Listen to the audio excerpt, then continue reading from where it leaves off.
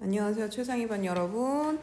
여러분들 1번, 2번 지문 20분 시간 재고 문제 푸셨나요? 자, 요거 먼저. 결석생 친구들은 1번, 2번 지문 20분 시간 재고 문제 푸는 거 먼저 해주신 후에 영상 확인해 주시면 좋겠습니다.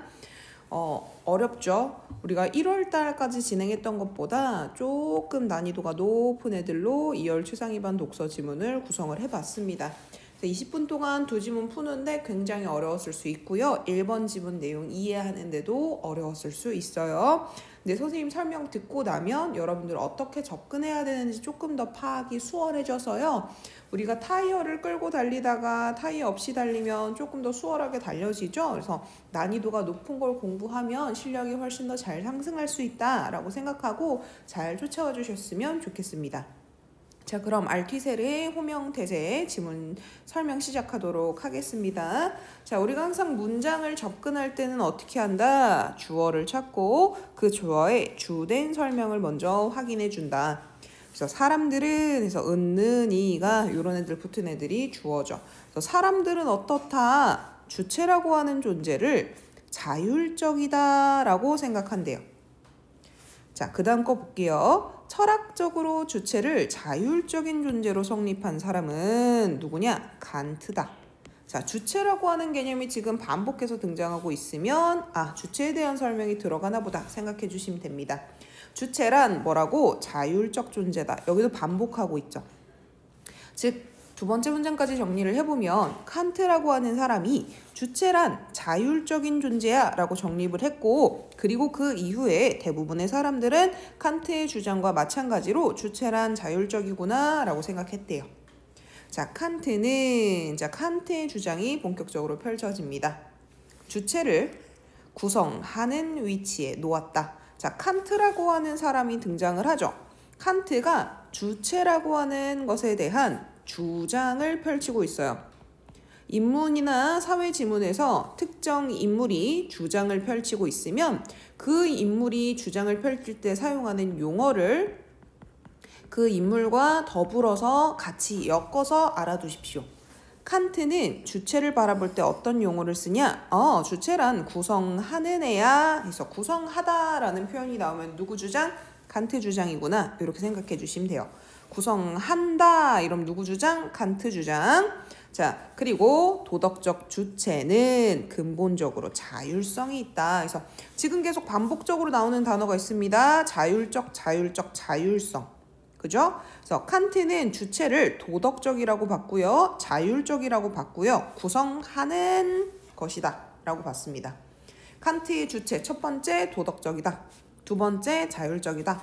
세 번째 구성한다. 이렇게 봐주시면 돼요. 자, 여기서 그는 칸트를 얘기하겠죠. 경향성과 도덕적 자유의지를 구분했다. 자, 이때 경향성이란 무엇이냐? 앞문장이 은는으로 끝나는 관형절 형태로 안겨 있습니다. 경향성이라고 하는 명사를 수식해주고 설명해주고 있는 문장이죠.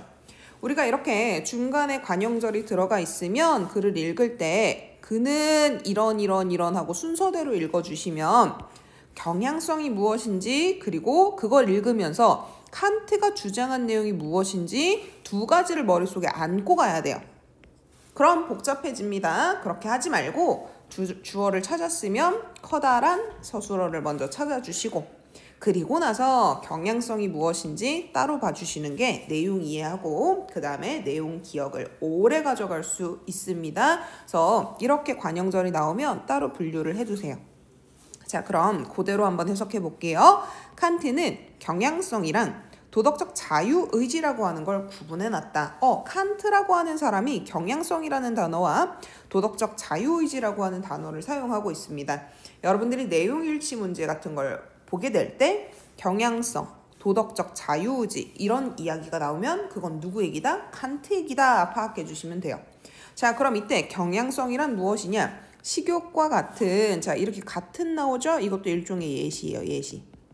경향성의 예로 식욕을 들어주고 있는 거예요. 식욕과 같은 자연적 욕구를 채우거나 쾌락을 얻는 것을 추구하는 것을 경향성이라고 합니다.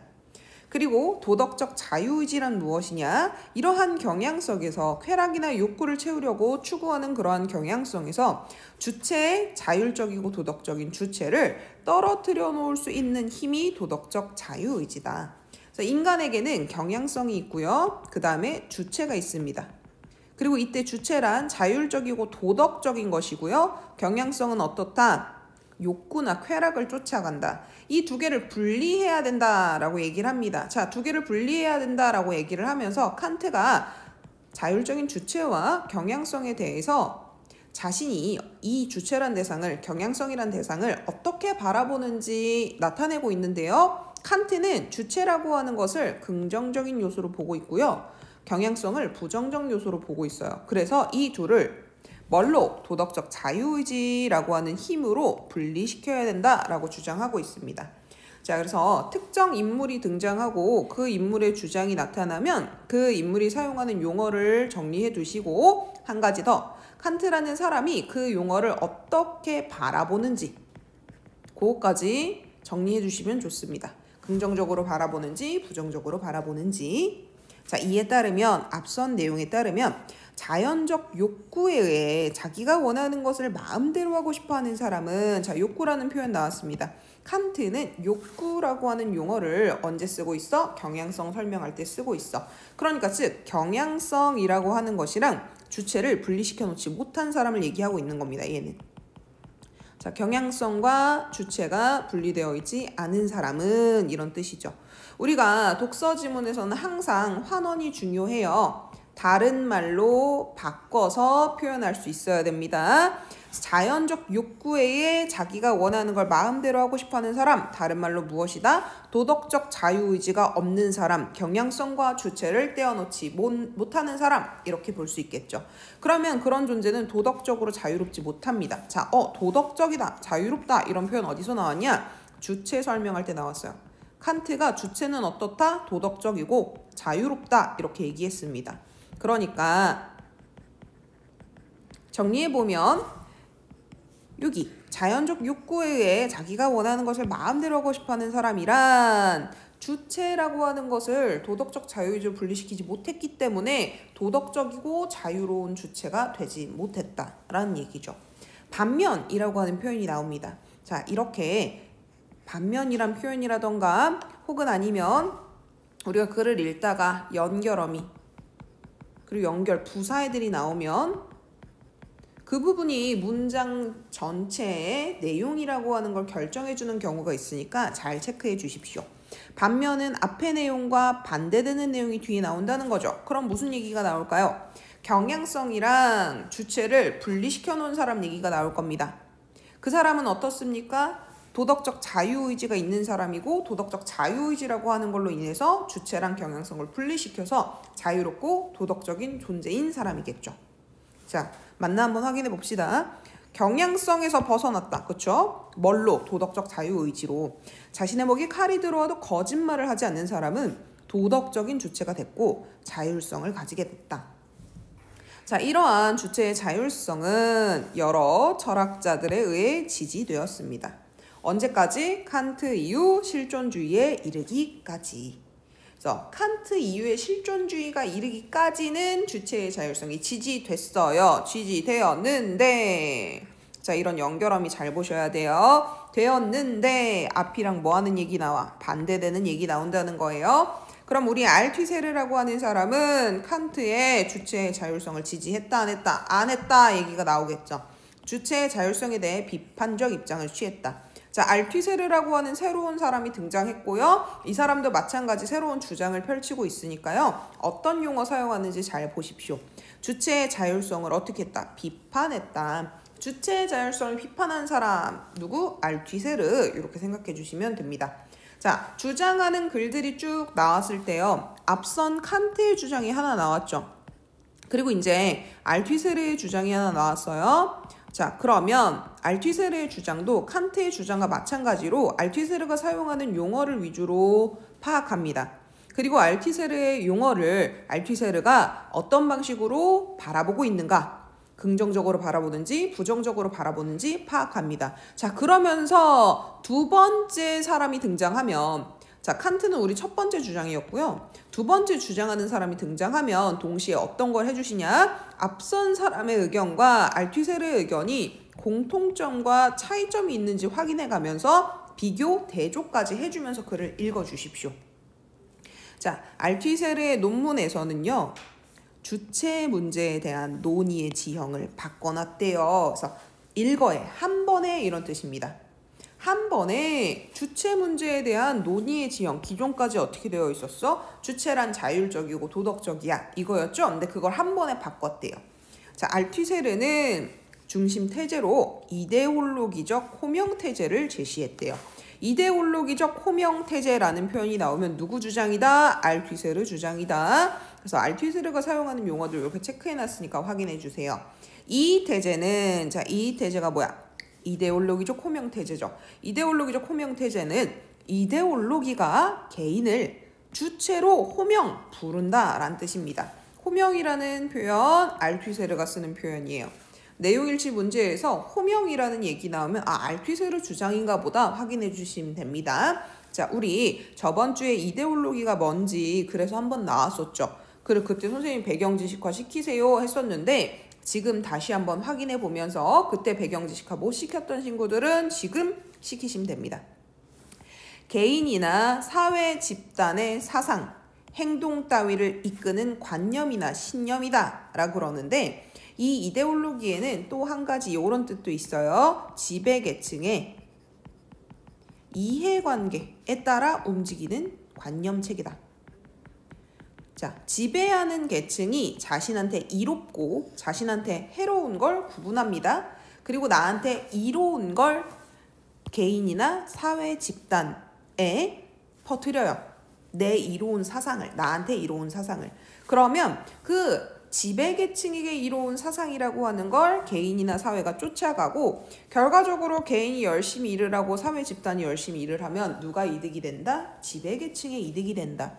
이렇게 보는 게 이데올로기를 바라보는 마르크스의 주장이에요. 마르크스. 우리가 저번 시간에 했던 거죠.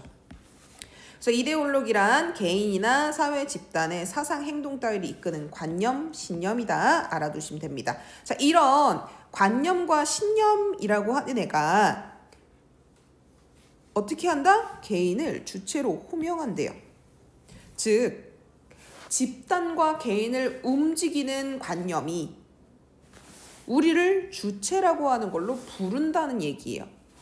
그럼 이때 주체는 자유로운가? 아니죠. 이데올로기 하에 호명된 거기 때문에 이 주장은 결국 뭘 얘기하냐? 주체란 자율적 존재가 아니다 라는 이야기가 됩니다. 알투세르는 이것을 설명하기 위해 앞선 내용을 설명하기 위해 한편의 연극적 상황을 제시합니다. 이것도 일종의 예시예요. 행인 지나가고 있고 경찰은 행인을 부른다. 이봐 거기. 그러면 이 행인은 경찰 부름에 답하기 위해 돌아서고요. 이렇게 돌아서는 순간이 주체로 구성되는 순간이다. 자, 주체로 구성되다라는 표현 체크해 주십시오. 우리 칸트는 주체가 구성하는 입장이라 그랬어요. 하지만 우리의 알투세르는 뭐라고 합니까? 주체란 구성이 되는 존재야. 피동적 존재인 거죠. 내가 스스로 구성을 하는 존재가 아니고 구성되는 존재가 주체야. 자율적이지 못한 존재란 얘기입니다. 자, 이렇게 예시 표현이 나오면 여러분들이 해야 되는 게 무엇이냐면 예시는 일종의 문학의 비유법이랑 같은 겁니다. 비유법이 무엇이냐? 화자가 표현하고자 하는 원관념이 있는데 사람들이 그걸 잘 못 알아들을 것 같아. 그래서 사람들에게 친숙한 보조관념을 들어서 빗대어 표현하는 게 비유법이에요. 그럼 이 원관념과 보조관념 사이에는 뭐가 있어야 되냐면 공통점이 있어야 됩니다. 내 얼굴은 자주 빨개져. 어떻게 빨개지냐면 사과처럼 빨개져. 이러면 내 얼굴이 빨개지는 게 어느 정도인지 사람들한테 설명을 하고 싶어. 내 얼굴의 빨간 정도를 사과처럼 이라고 사과라는 보조관념을 들어서 설명을 하죠. 그러면 이때 내 얼굴과 사과에는 빨갛다 라고 하는 공통점이 생겨요.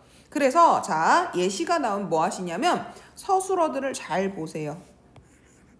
서술어들을 잘 보시고 이게 원관념과의 공통점이네요. 공통점. 지금 여러분들이 보고 있는 예시는 보조관념에 해당하는 애들입니다. 보조관념에 해당하는 애들이에요. 보조관념에 나오는 애들은 본문 설명에 원관념이 있다는 얘기고 행인과 경찰에 대응하는 원관념이 무엇인가 여러분들이 찾으려면 원관념과 보조관념 사이의 공통점을 찾으셔야 되는데 그게 어디 들어있냐? 이 서술어에 들어있습니다. 아시겠죠? 그래서 행인은 지나가는 존재, 경찰은 부르는 존재. 부른다 다른 말로 뭐야? 호명. 자, 그럼 여기서 경찰이란 원관념이 무엇이냐? 호명하는 주체인 이데올로기죠. 아시겠죠? 응. 자, 이때 행인은 경찰이 부르면 돌아보고 이 행인이 주체로 구성되는 존재예요. 그러니까 이 행인은 뭘 얘기하냐? 개인을 얘기합니다. 개인이 주체가 된다 그랬죠. 이데올로기가 부르면. 알겠죠? 자, 그래서 이 행위는 개인이었을 뿐 주체가 아니었고 경찰로 비유된 이데올로기 호명에 의해 방금 선생님이 설명해준 내용이 쭉 나오죠. 우리가 이 앞선 글을 보면서 이런 내용을 예상했으면 뒤에 부분은 자세히 읽을 필요 있을까? 없습니다. 그래서 글을 읽으면서 어느 정도 예상을 하면 뒤에 내용을 빠르게 읽을 수 있게 돼요. 그럼 속도 조절이 가능해집니다. 즉 타율적 방식으로 구성된 이데올로기적 주체가 된다는 것이다. 자, 그래서 행위는 개인이고 주체는 아니었어. 그쵸? 그리고 이데올로기적 주체가 되려면 어떻게 해야 되냐? 경찰이 불러줘야 돼. 그래서 이데올로기적 주체란 타율적인 방식으로 구성이 됩니다. 타율적이다라는 표현 체크해 두시고 이건 누구의 표현? 알투세르 표현이에요. 우리 칸트는 뭐라고 했습니까? 주체란 자율적이다 라고 했습니다. 자율적 칸트, 타율적 알투세르. 개인이 호명에 의해서 이데올로기적인 동일성, 하나의 중심적 관념 또는 믿음을 부여받게 되는 것이다. 자, 이데올로기적 동일성 체크해 두시고 중심적인 관념이 하나래요. 믿음도 하나래요. 이렇게 주장하는 거 누구 주장? 알투세르 주장. 알겠죠? 이데올로기라고 하는 건 뭐야? 개인이나 집단을 행동하게끔 하는 관념이죠. 그러니까 우리 사회에 갖고 있는 이데올로기가 우리 개인에게 대부분 적용이 되면 이 이데올로기 안에서 살고 있는 사람들은 다 같단 말이야. 그러니까 주체는 개별적이고 개인적이고 자율적인 존재가 아니고 알투세르에 의하면 이 주체라는 건 동일적 존재고 타율적인 존재라는 겁니다. 그래서 우리는 주체야. 우리는 스스로 사유할 수 있어. 그 생각 자체가 틀렸다는 거야. 우리가 주체라고 호명되면서 우리는 하나의 중심적 관념과 믿음 안에 포함되게 돼요. 알투세르 호명 태제는 과거 사유들이 답하지 못했던 주체들이 자율적 존재라면, 자, 이 면은 가정을 뜻합니다. 가정. 그들은 왜 지배자들이 퍼뜨리는 이데올로기, 잘못된 생각에 그토록 쉽게 설득당하는가? 라는 질문에 답할 수 있는 길을 열었다. 알투세르의 호명태제는 길을 열었대요. 어떤 길? 이런 질문에 답을 할 수 있게 되는 길을 열었고 이 질문은 앞선 사유들, 과거의 생각들, 과거의 철학들, 칸트 이후 실존주의까지의 사유로 답할 수 없는 질문에 답을 하게 됩니다. 주체가 자율적이지 못한 존재고 주체란 이데올로기에 의해 호명되어서 만들어진 거기 때문에 우리는 결과적으로 지배자들이 퍼뜨리는 저 이데올로기, 잘못된 생각에 쉽게 설득당한다. 이렇게 답할 수 있겠죠. 자, 그런데는 앞선 내용과 어떤 내용이 뒤에 나옵니까? 역접, 반대되는 내용이 나옵니다. 자, 알투세르처럼 주체를 타율적 존재로 규정하면, 자, 요 가정. 이렇게 되면 타율적 존재 누구 거? 알투세르 거 체크하고 갑시다. 지배 이데올로기에 대한 저항이나 반역이 어떻게 가능한가라는 질문에 답하기 어려운 문제가 발생한다. 그렇죠? 우리는 이데올로기에 뭐도 합니까? 저항도 하고요. 반항도 하고 반역을 일으키기도 합니다. 피지배계층이 지배계층에게 대들기도 한다는 거예요. 그럼 그런 문제는 어떻게 해결할 거냐? 이데올로기가 우리를 구성하고, 그렇죠? 우리라고 하는 존재를 규정짓는데 그럼 개인은 어떻게 해서 그 이데올로기에 저항을 하는가? 그래서 알투세르 호명태제가 논란이 생깁니다. 하지만 자, 앞 내용이랑 또 역접되는 거 나옵니다. 쉽게 알투세르 이전 주체의 자율성 태제로는 돌아갈 수 없었다. 왜냐하면 자, 앞선 내용에 대한 원인, 이유가 뒤에 이제 등장하죠. 그렇게 되면 자 이렇게 되면 돌아가면 이데올로기의 광범위한 영향력을 설명할 수 없었기 때문이다. 자, 그렇게 되면 이 앞선 질문을 다시 한번 뭐합니까? 답할 수 없는 대답이 돼버리죠. 그쵸? 이러한 앞선 논란에 대해서 슬라보의 지젝, 자, 세 번째 주장하는 인물이 나왔습니다. 그러면 지젝은 어떤 용어를 사용하는가 봐주시고, 앞서 등장한 칸트와 알투세르와는 어떠한 차이점이 있는가? 그거 위주로 파악해 주시면 되겠죠. 이러한 알투세르의 주장을 비판하면서 해결책을 제시합니다. 지젝은 이데올로기가 주체를 구성한다. 자, 구성한다 이랬어. 이데올로기가 구성한대요. 주체는 그럼 구성하는 거야, 당하는 거야? 당하는 거야. 그러니까 여기서 구성한다는 표현이 나왔다고 냅다 구성하니까 이건 칸트 주장이야. 이렇게 하면 안 돼. 앞서 구성하는 주체가 구성하는 거였죠. 주체가 주어 입장에서 구성하는 거였으면 여기는 이데올로기가 주체를 구성하는 거기 때문에 이건 거꾸로 생각해야 돼. 주체는 이데올로기에 의해 구성된다. 이런 뜻이에요. 알겠죠? 이런 방식으로 치사하진 않지만 뭐 이렇게 이렇게 표현 자체는 그대로 되어 있지만 내용 자체는 달라질 수 있게 문장의 구조 자체를 바꿔주는 경우가 있기 때문에 항상 단어는 있는 그대로 똑같다 이렇게 체크하시는 게 아니라 맥락적으로 파악해 줍니다. 맥락. 그래서 주체란 이데올로기에 의해 구성된다라고 하는 알투세르의 말은 어느 정도는 옳아. 그렇지만 할지라도 앞선 내용이 맞더라도 뒤에 문제가 생긴다. 그것이 이데올로기가 완전한 방식으로 주체를 장악한다는 뜻은 아니다. 즉, 그것은 요 앞선 이야기를 얘기하죠. 주체가 이데올로기에 의해 구성된다라고 하는 게 일부는 맞지만 완전한 방식으로 장악하는 건 아니다. 지젝에 따르면 이데올로기는 잉여로서의 공백을 남기는 방식으로만 주체를 구성한다. 잉여로서의 공백, 이거 누가 쓰는 단어? 지젝이 쓰는 단어. 공백 이런 얘기 나오면 지젝 의견이구나 하시면 됩니다. 그렇게 남은 공백이 저항과 반역의 주체가 된다. 이데올로기라고 하는 존재가요, 주체라고 하는 걸 구성해요. 주체는 이데올로기에 구성되는데 이 주체를 100% 이데올로기가 구성하느냐? 그렇지 못하다는 거예요. 이데올로기의 장악력은 한 80%밖에 안 돼. 그럼 나머지 저 20%라고 하는 것이 무엇이냐? 잉여로서의 공백이 생기는 거고 저 20% 때문에 저항과 반역이 일어난다는 겁니다. 진정한 주체가 이데올로기의 호명이 있기 이전부터 이미 존재하는 것이며 이 주체가 없다면 호명 자체가 불가능함을 나타낸다. 자, 이 공백이라고 하는 것 호명되기 이전에 호명이 되면 80%만 주체가 생기는 거야. 그럼 나머지 100% 중에 20%는 어떤 주체냐? 얘는 호명되기 이전부터 있었던 주체고 얘가 바로 뭐다? 진정한 주체라는 겁니다. 이 진정한 주체인 20%짜리 애가 있어야지 이데올로기가 호명 불렀을 때 우리는 나머지 80%가 채워지면서 이데올로기적 주체, 이데올로기적 호명으로 인해서 주체가 구성이 된다. 이런 얘기예요. 그래서 실제로 80% 호명에 의해 만들어진 주체보다 20% 원래 기존에 갖고 있었던 이 주체가 진짜 진정한 주체야 라고 얘기하는 게 지젝의 의견인 거죠. 그래서 이런 공백으로서의 주체가 호명을 가능하게 하는 조건이고 이 20%의 주체가 없으면 호명당하지도 않는다. 이런 얘기예요. 이런 비판에 대해서 다시 알투세르는 지젝의 의견에 대해서 알투세르가 다시 한번 반박합니다. 탄생과 돌발이라는 구분을 바탕으로 답을 합니다.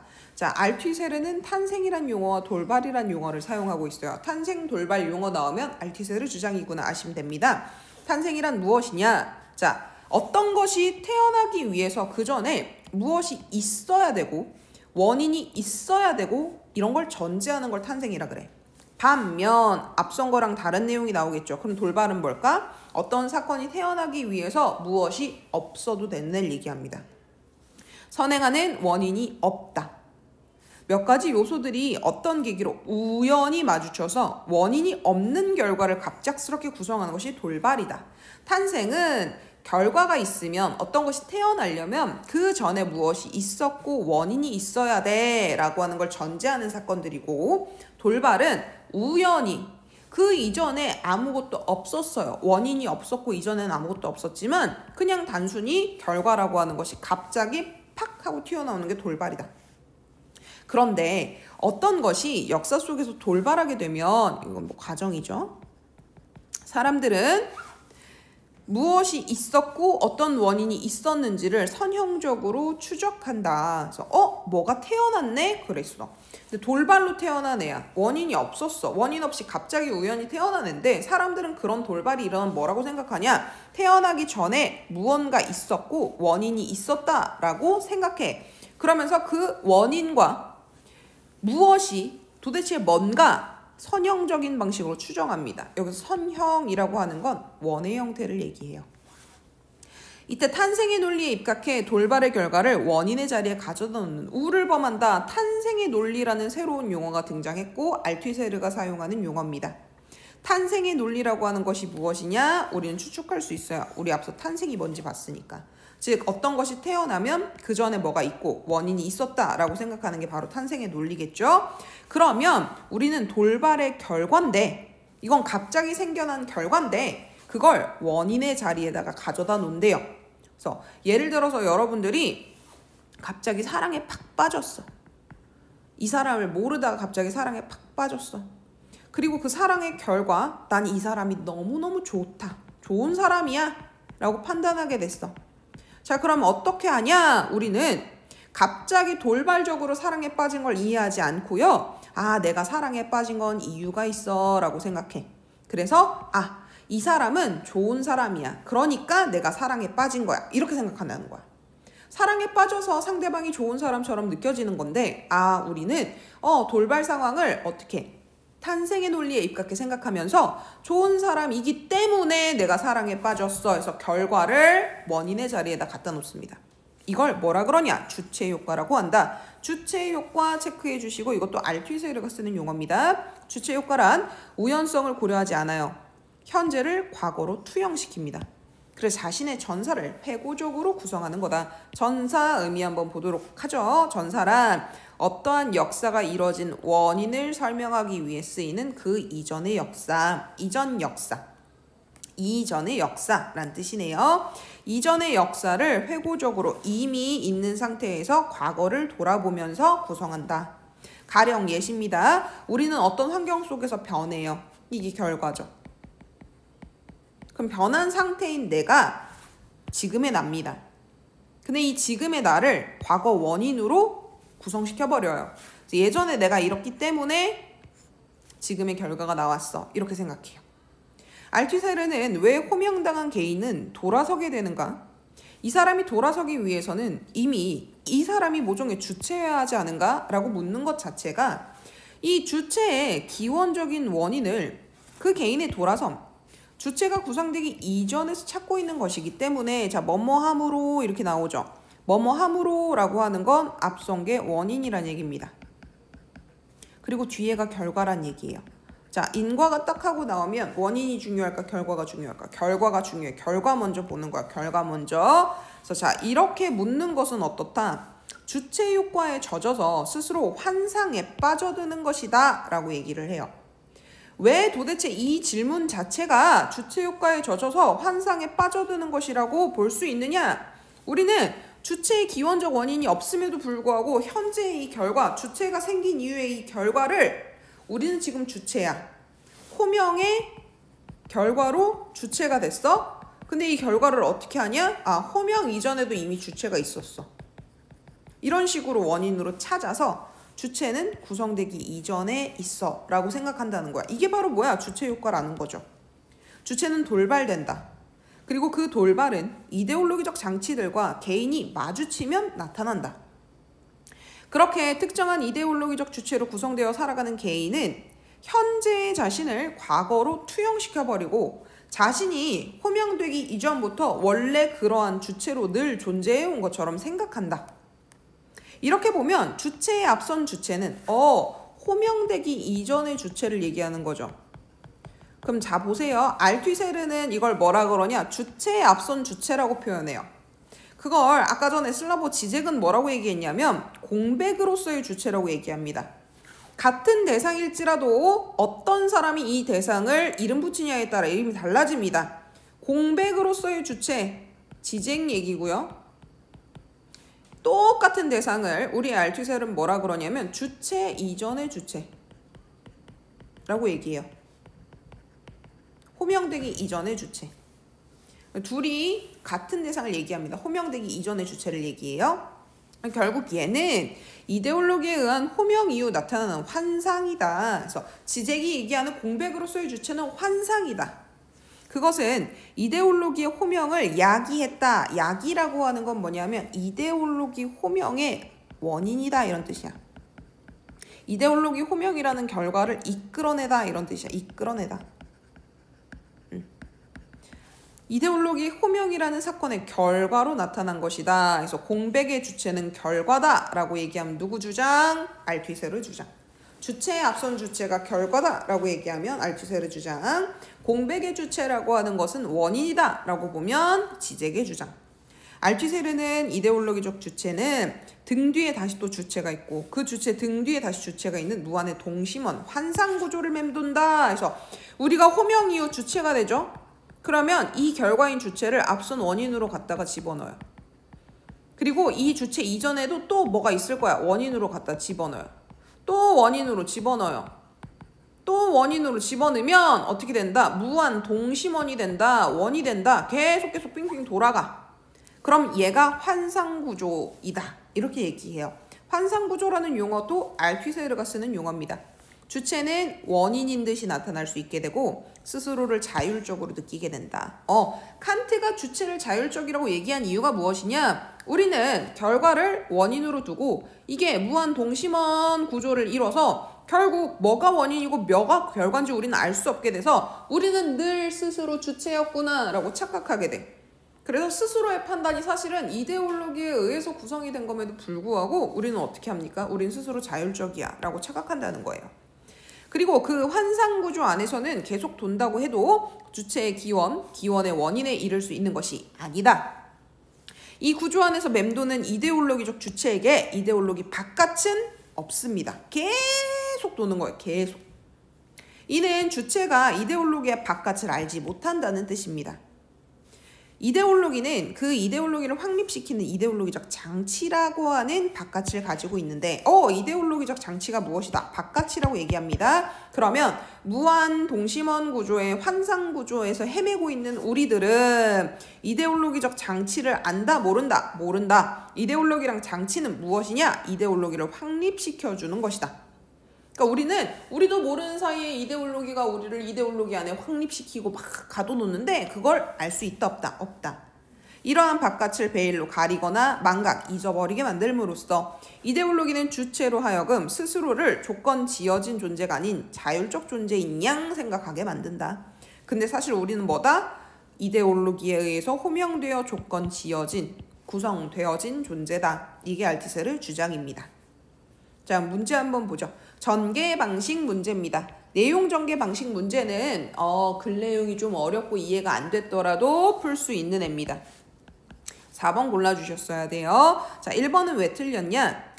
그 입장, 각각의 입장의 장단점을 알투세르 입장에 근거해서 분석하고 있다라고 하는데 칸트 입장의 장점은 뭐고 단점은 뭐고 이런 얘기 나오니? 안 나옵니다. 그 다음에 2번 보시면 자 여기 철학자의 입장을 절충했다 그랬는데 절충은 A와 B가 서로 완전히 대응되는 이야기를 하고 있을 때 이 둘의 의견을 반반 섞어서 새로운 의견을 나타내는 걸 절충이라 그래요. 근데 우리는 알투세르 주장, 칸트 주장, 지젝 주장 세 가지 다 따로 보고 있습니다. 3번 주체 자율성에 대한 유사성을 기준으로 분류하고 있다. 유사성으로 기준으로 분류하지 않죠.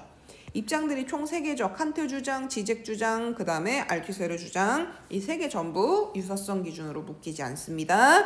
그 다음에 5번 볼게요. 주체에 대한 철학적 논의의 한계를 구명한다. 그러면 알투세르의 주장에는 한계가 있어. 근데 알투세르가 뭐라고 얘기했어? 지젝의 의견은 틀렸어 해서 다시 재반박하잖아. 한계 규명 안 하고 있어요. 그래서 4번이 정답.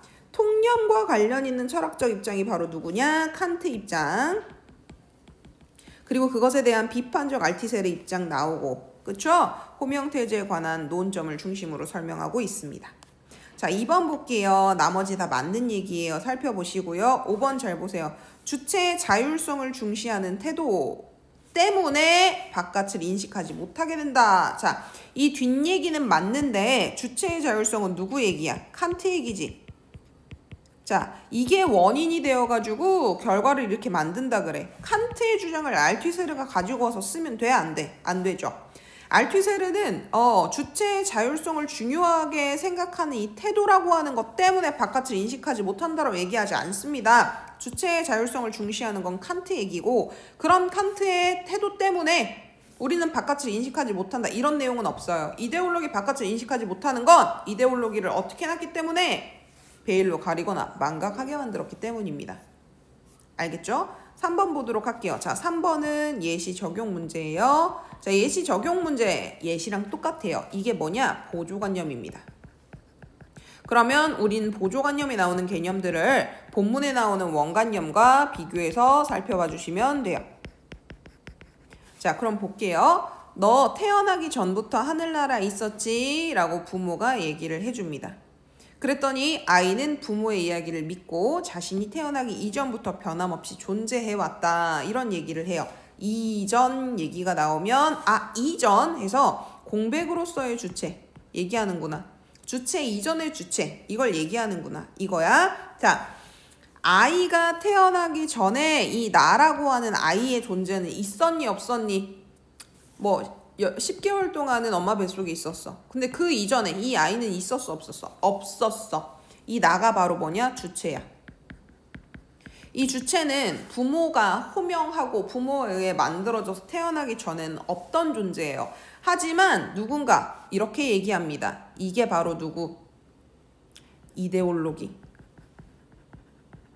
자, 이데올로기가 이렇게 얘기해요. 너는 태어나기 전에 하늘에 있었지, 이렇게 얘기해. 그러면 원래 기존에 아무것도 없고 돌발적인 상태로 내가 태어난 거야. 주체가 태어난 건데, 우리는 이 이야기를 듣고 무슨 생각을 하냐? 여기서 부모가 이제 이데올로기인 거야. 나는 이전부터 있었구나 라고 착각한다는 거야. 알겠죠? 그러면 이건 알투세르 입장을 공고하게 해주네요. 강하게 해주네요. 아이라고 하는 존재는 돌발적 상황으로 생긴 거고 그 이전은 없었어. 그런데 아이한테 이데올로기가 이렇게 얘기를 해주니까 아이는 이렇게 착각하잖아. 그치? 지쟁 너 그래서 틀렸어, 이런 근거가 되네요. 알겠죠?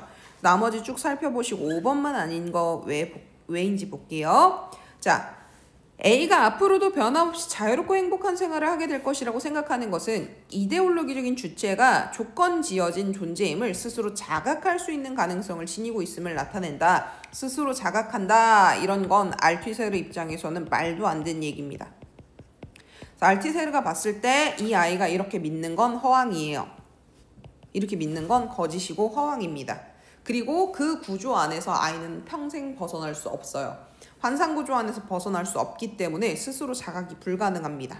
알겠죠? 그래서 5번 틀렸습니다. 자, 그 다음에 4번 볼게요. 알투세르 주장을 비판한 것에 대해서 알투세르가 반박해라. 슬라보 지젝에게 반박하는 내용 찾으라고 합니다. 이데올로기의 호명 이전에 주체가 존재한다고 생각하는 것, 이게 바로 지젝의 의견이죠. 그건 옳지 않아. 그렇죠? 알투세르 그렇게 얘기합니다. 왜? 주체에 앞선 주체는 호명의 결과지. 너는 원인으로 잘못 이해하고 있어. 그래서 앞에 나왔던 주장 내용을 그대로 체크해 주시면 됩니다. 자, 이런 문제가 나오면 기억 밑줄 쳐져 있겠죠? 본문 가서 보세요. 기억 밑줄 쳐져 있으면 얘는 기억의 내용이라고 하는 걸 어떻게 해라? 추측해라, 추론해라, 이해해라, 이런 얘기가 아니고 이걸 기점으로 뒤에 나오는 내용이나 앞선 내용의 맥락을 파악해라 라고 하는 얘기이기 때문에 우리가 본 본문 내용을 그대로 담고 있는 애들을 찾아주시면 돼요. 그래서 밑줄 친 내용 앞과 뒷부분에 나오는 맥락을 정리해주고 있는 선지 찾아주시면 5번입니다. 지젝의 관점에서 공백으로서의 주체에 대해서 설명한 걸 찾으래요. 적절한 것. 이 공백으로서의 주체의 존재는 주체의 자율적 저항과 반역을 설명하는 근거가 된다. 그쵸? 이데올로기가 80%를 우리를 지배하고 있으면 이 20%는 이데올로기 호명 이전에 이미 존재를 했고 그 20%가 진짜 주체고 그것 때문에 저항과 반역이 일어난다라고 얘기를 하죠. 그쵸? 그래서 A 볼게요. 없는 상태로는 이데올로기 호명 불가능합니다. 얘는 원인 없는 결과가 돌발적으로 나타난 것을 제어할 수 있다. 이런 내용은 본문에 안 나와요. 돌발 얘기는 누구 얘기야? 지쟁 얘기야? 알투세르 얘기야? 알투세르 얘기지. 이거 나왔으면 틀린 거야. 지쟁 얘기에 돌발 나왔으면 틀린 거예요. 3번 이데올로기가 주체를 완전하게 장악하는 계기. 이데올로기는 80% 일부분만 장악한다. 완전히 장악 못한다. 5번 A의 생성으로 인해 주체의 타율적 성격이 고정된다. 타율적인 건 누구 의견이야? 알투세르 의견이지. 그쵸? 알투세르가 사용하는 용어인데 지적 설명에다 갖다 붙여놨네. 틀린 얘기예요. 자, 문제 설명 여기까지 봤고요. 특정 대상이 특정 용어를 사용하는 거 잘 확인해서 연결 지어놓은 다음에 이렇게 봤을 때 지적 의견인데 주체의 타율성 이런 거 나오면 바로 지울 수 있습니다. 그거 잘 활용해서 앞으로 문제 푸셨으면 좋겠습니다. 자, 영상 여기까지 보도록 할게요.